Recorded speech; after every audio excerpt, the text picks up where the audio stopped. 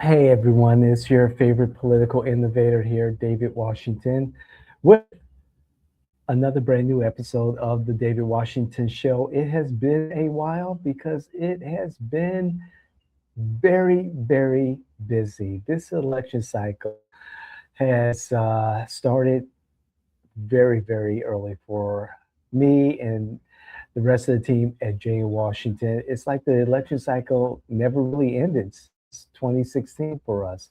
So I'm very happy about that. And I'm very proud of my team and everything that they've been able to accomplish. I'm very proud of the fact that we're crafting our strategies going into the primaries and, of course, the general election. And, very happy about our growing portfolio of clientele. Speaking of portfolio of political candidates, let's just jump right into it. It's so busy, and everyone, there is so much going on in our world right now that, a shout out to the Trump administration. So much is going on. Not a day passes that, there is something for us to sit, to think about, to analyze, and discuss. And I like that. I mean, really, regardless of whether I fall or we fall on one side of a particular issue or another, I like the fact that this administration is keeping us on our toes.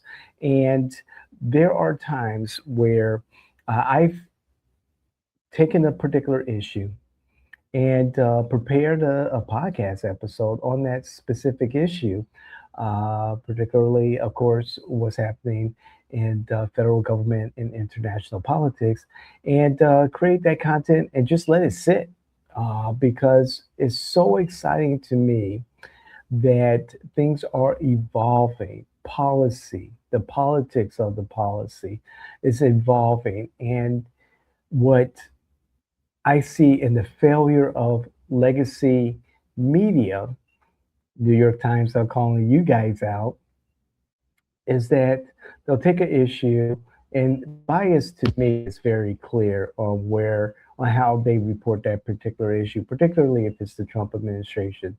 And they just put it out there, they put their bias spin on it, and it just sits. And of course, they have to, maintain some consistency, and so that bias continues in further subsequent reporting. What I like to do is professionally, if a new story pops, like the U.S. Iran war, I like for the news to come, and we're not that, oh my God, um, you know, here's breaking news. We'll do that on our blog, but a podcast, not necessarily, unless it's the end of the world. But with that breaking news stuff, there's always elements that need to be discussed. More information to come out to discuss. And so I like to do is just let the story plays out a little bit more so that we get more information and we're able to make a qualified opinion based on the facts that we know of that particular situation. So I would, professionally sit on a story for 2, 4 days, maybe, and gather that evidence and say, something, it may have been put out by legacy media with certain spin on this day. However, I have the luxury of coming to our audience and providing additional context and facts so that you have as much of a complete story as possible, sans the bias, right? I start my day with the New York Times, particularly, specifically, their podcast, the headlines in the daily. And I usually end my day with Promethean updates on YouTube, and then everything in between. Everything in between. I listen to about maybe 5 to 8 podcast episodes a day. I'll read maybe upwards of 7 articles per day. I go through my X feed to find out what's going on currently and stay aware of any updated information. And of course, I do a lot of research on behalf of the J&W network and also on behalf of our clientele portfolio. That's a lot that's going on. I love it. And I do that and take my time to provide the information that our audience needs to hear with the facts to back up the conversation. And I pride myself on letting our excuse me, let me get a sip of coffee. I pride myself on letting our audience know that we have a great deal of integrity. We want that respectful, tactful conversation with you all. And, the truth matters and being honest matters. We've been interviewing new associates over the last day or so. And that's one thing I want the young people to know is that, hey, the truth does matter. Integrity does matter in this world. Politics can be a blood sport. I've always said that. However, you can't take the higher ground and not have to fall into the pit of nonsense journalism, nonsense media, garbage that you see on different platforms. And there are some stories like, for instance, I kind of shake my hands like, is this newsworthy? But it is concerning our local community here in Orange County. Our current clerk of the courts, Orange County courts, Tiffany Moore Russell, who is a candidate for Orange County mayor, and she is also the Southeast regional, United States regional director of the Alpha Kappa Alphas, the AKAs, and they recently had their conference here in Orlando, and unfortunately, there was some scandal that is still playing itself out during the conference Friday night recently.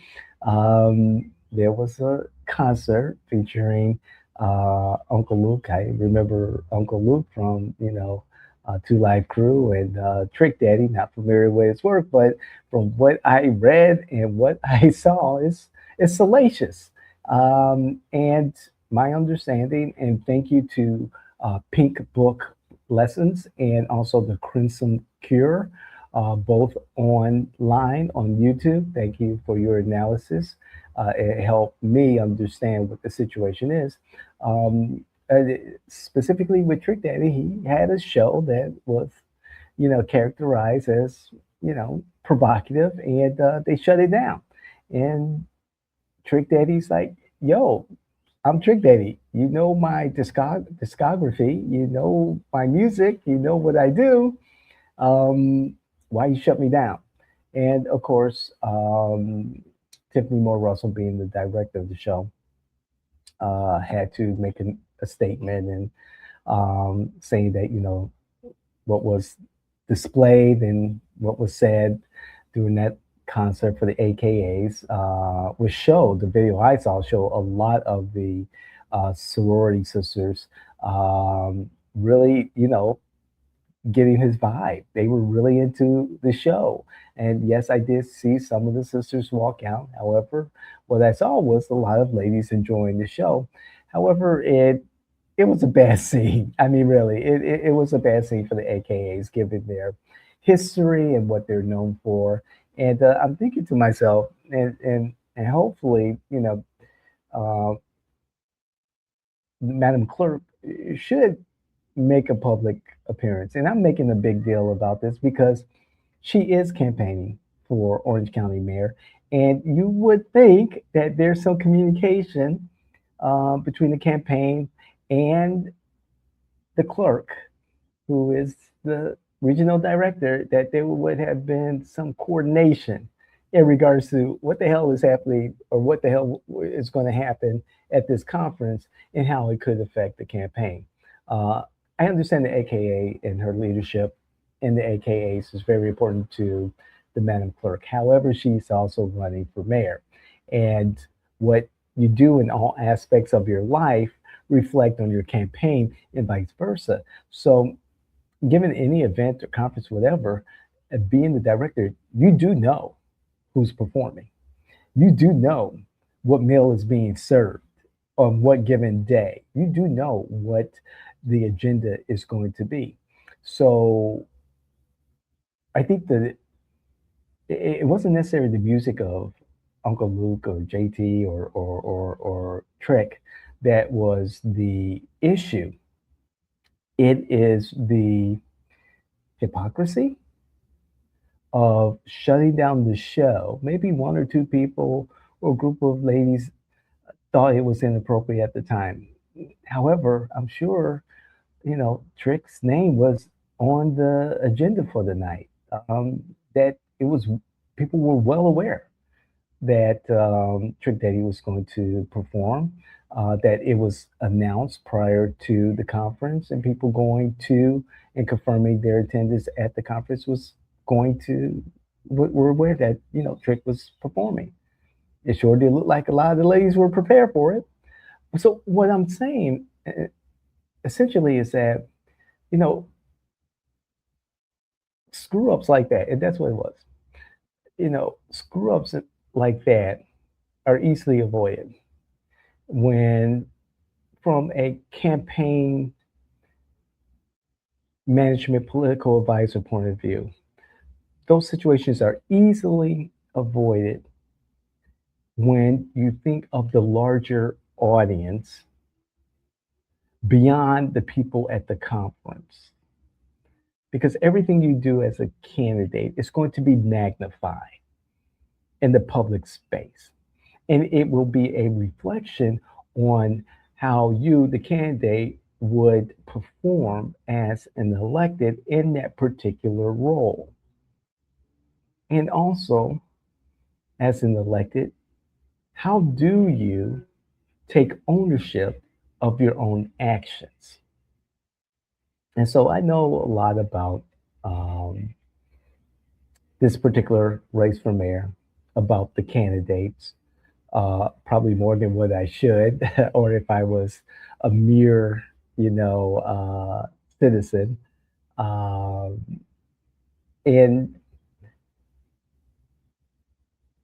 a caveat to voters in situations like this doesn't happen in a void. This type of decision making and taking ownership of your decisions is documented, is already put in the works, already established. And this particular situation is only an example of past actions in decision making and taking responsibility for your actions. There's a whole lot of other issues I want to, talk about. This one came to mind because, man, my phone was burning up the last maybe 48 hours, and then, looking at my YouTube feed and seeing this, reach certain um, YouTubers that I follow, who I respect. Like I said, Pink Book Lessons and the Christian Cure, and I have a great deal of respect for their voices.